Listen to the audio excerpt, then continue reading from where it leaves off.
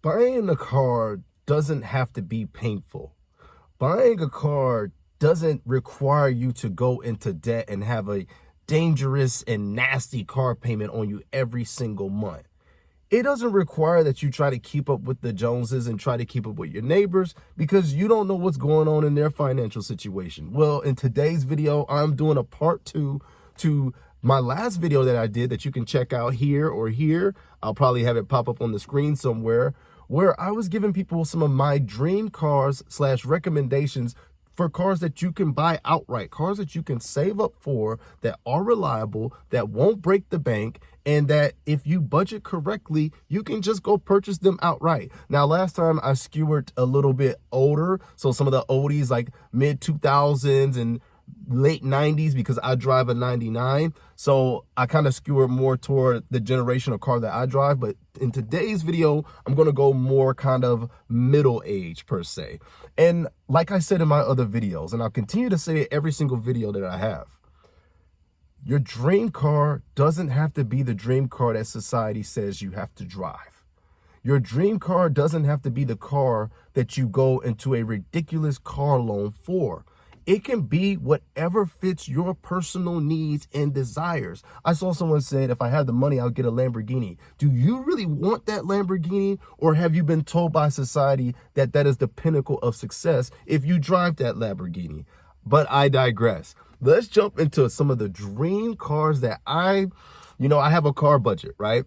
And I'm saving up for a car always passively. I'm always saving up for a car passively because driving my 99 allows me to kind of put some money to the side, all right? So it's not like I always say, oh my gosh, I'm gonna drive my 99 forever. One day I may upgrade. One day I may get a new car. But for right now, this car is fitting my needs pretty well. But if I were to go back into the market and get a car, these are some of the cars that I have my eye on, that are reliable, that I hope can help you in your car searching journey. Let's start off first with the one. This one I really want. My wife really wants this one. We both love this one because it closely resembles one that we love so much. That is the Toyota Venza 2009 to 2015, that first generation model. I don't know really that much about the current Toyota Venza because Toyota had cut it off and stopped it at some point and then brought it back. If you guys didn't know by now, I am a Toyota guy, okay? I'm a Toyota biased man. So don't be coming at me in my comment section. This is Toyota land over here, all right? I mean, I respect to all car brands though.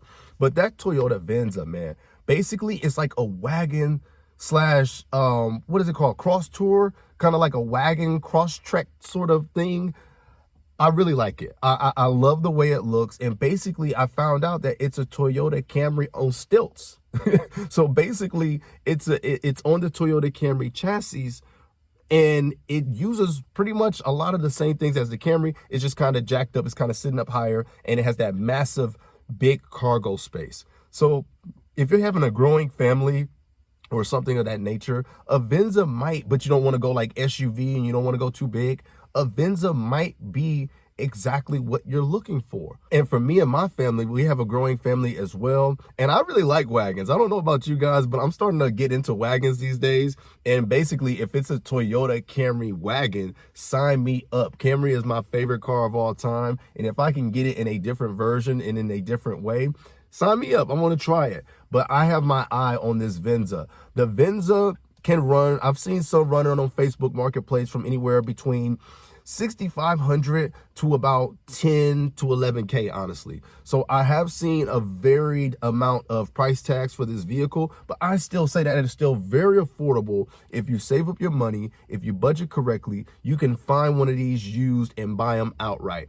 I've seen some of these mileages range from like 140 to 160, but in Toyota land, that's not really scary. I don't know, some people might disagree with me, but that's not really scary for that price tag. Again, this channel, we're all about making this car experience as painless as possible. And when you own something outright, man, it's just done. Don't you want to be done with it? I know I do. So there's only a few cars that I would say match my love or desire to have a good, clean Lexus ES, and that is the Toyota Venza. Lexus ES 300, 330, That's my dream car, and then Toyota Venza is my dream car. So if you guys ever see me make a video one day saying I got my dream car, it's either the Venza or it's either the Lexus ES 2002 to 2006. Let's go ahead and move on. Let's go ahead and move to a place where a lot of people might not want to go. Crown Victoria. Years that I know are specifically pretty good: 2004, 2007, and there's a couple other years in there. But again, with all of this that I'm saying on my video, do your own research, go do your own due diligence, and look at go to carcomplaints.com. They have a very nice, articulate and thorough spreadsheet of all of these years of these cars and what their issues were and the recalls and things like that. Carcomplaints.com. Go check it out before you go purchase any of these sort of cars. But the Crown Vic is another one of them OGs, like the Lincoln Town Car. I used to get them very confused when I was younger, but they are also known as a beacon of reliability, of course, if you pick the right year. So Crown Vic is kind of old school. Some of you guys might not want to roll old school, just like a lot of people might not want to roll in a Lincoln Town Car. But see, I'm wired different. I don't like going fast. I don't like having all the vroom vroom. I like just chilling down the road, floating on the land yacht and just relaxing. Yes, I'm an old soul. Call me that. I'm a grandpa through and through, because I've heard that these Crown Vics are a blast to drive. I don't know if they're as smooth as the Lincoln Town Car. Go check out my other video if you want to see my other recommendations. But I don't know if the Crown Vic is as smooth as the Lincoln Town Car, but I've heard a lot of good things about the Crown Vic. I believe that is on the Panther platform as well. So these cars aren't really made like that anymore. So if you can get your hands on a good, well taken care of Crown Vic from maybe an elderly person, you might just be winning. So I'm keeping my eye out for that type of car as well. Another car that I failed to mention in my first video that a lot of people got on me about is Honda Civic 2006 to 2011. The 8th generation, I believe. Boy, let me tell you about these cars. These are little compact pieces of reliability. I have seen so many Honda Civics on the road for such a long time, and it seems like each and every single one of them got over 200K on it. Now, they're a little bit smaller, but the gas mileage is pretty darn good, and to me, they just don't die. These are also the cars that a lot of Honda boys do a lot of mods to, so you might see some crazy mods here and there. But for me, that Honda Civic 06, 2011, I have seen those things everywhere. Now, I've seen these range from all kinds of different numbers. Now, these you really have to be careful with, because people will beat up a Honda. People will put the beating on a Honda. So you have to come across the right one. But if you can come across the right one, your wallet will be happy, your pocket will be happy, your money will be happy, because these cars will get you to A to B, and they will take care of you for a very, very long time. I've seen these ranging from 4,000 depending on the condition, all the way to about 8,000 depending on the condition. So there's a lot of leg room in there depending on different variables. Again, I would say the sweet spot to get a good Honda Civic of this generation, I would say it's about 5,000, to be honest with you. If you want a decently, not too crazy mileage Honda Civic, I would say somewhere around 45 to 5K is an okay price to drop for one of these in good conditions. I noticed I didn't talk about the Crown Vic pricing. I've seen Crown Vics go all over the place because people don't really know about, only if you're in the know, you know about their reliability, but a lot of people don't want to drive them because they're grandpa, grandma cars. But I've seen Crown Vics, just like with the Lincoln Town Car, 25, 2,800, 3,100, 3,500, 4,000. I've seen good Crown Vics in that area. Again, do your research, check them out through and through, get a PPI, pre-purchase inspection if you can, have your mechanic look at it. But if you can find a good Crown Vic, man, I'm telling you, your wallet's going to be happy. Now, their gas mileage is not the best, so it really depends on your goals. When I'm recommending you guys these cars and these suggestions, it really depends on what your lifestyle is like.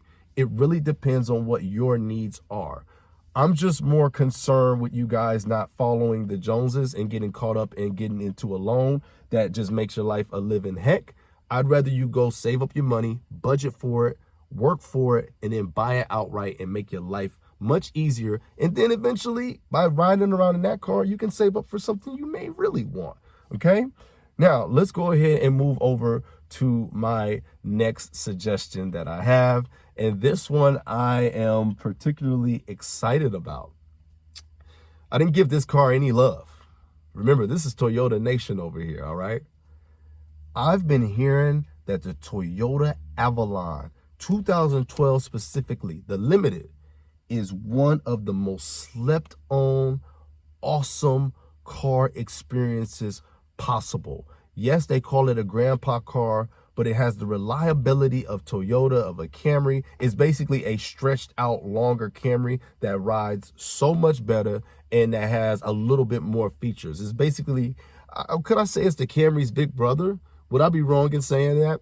Basically, the Toyota Avalon is a bigger Camry with more luxurious ride and more features.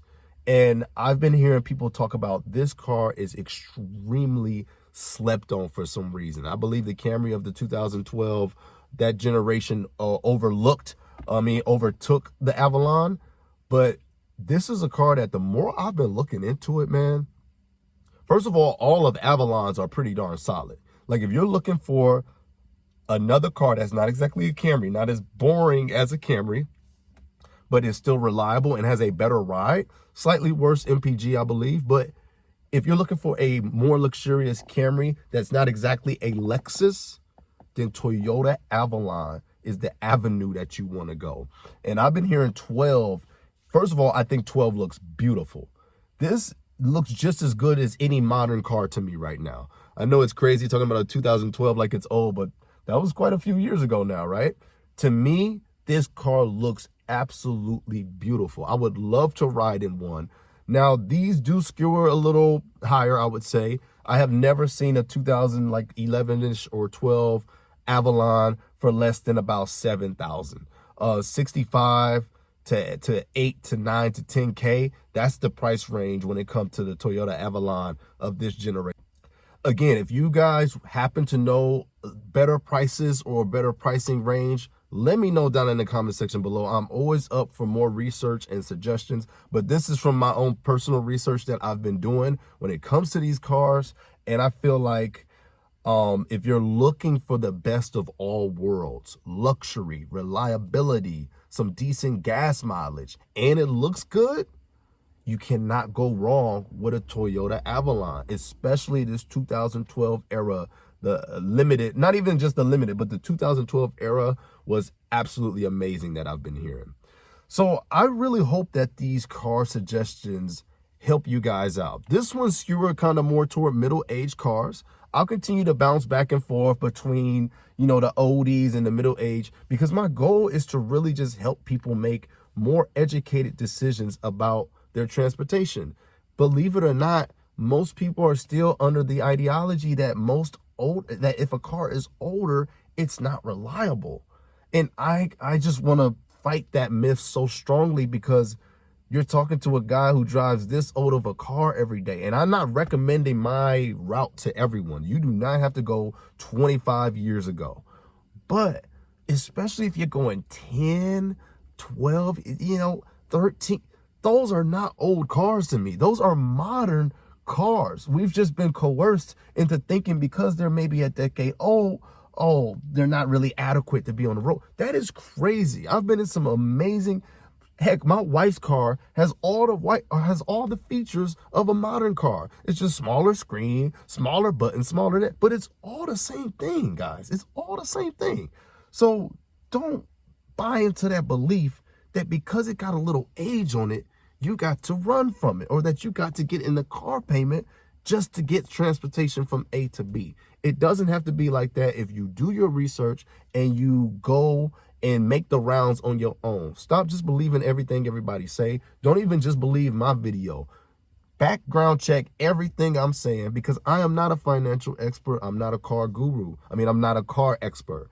I'm just a regular cat, a regular guy who is giving you guys some of the things that I like to do in my free time, and that's just research reliable car brands, because I'm all about reliability, saving some money in my pocket, and buying cars outright.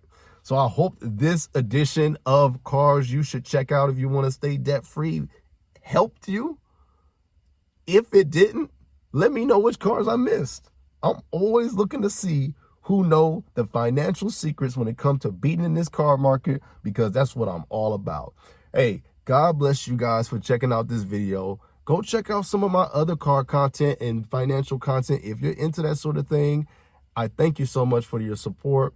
We try to churn out videos as much as possible, and none of this would be possible without you guys sharing it and showing your love and support.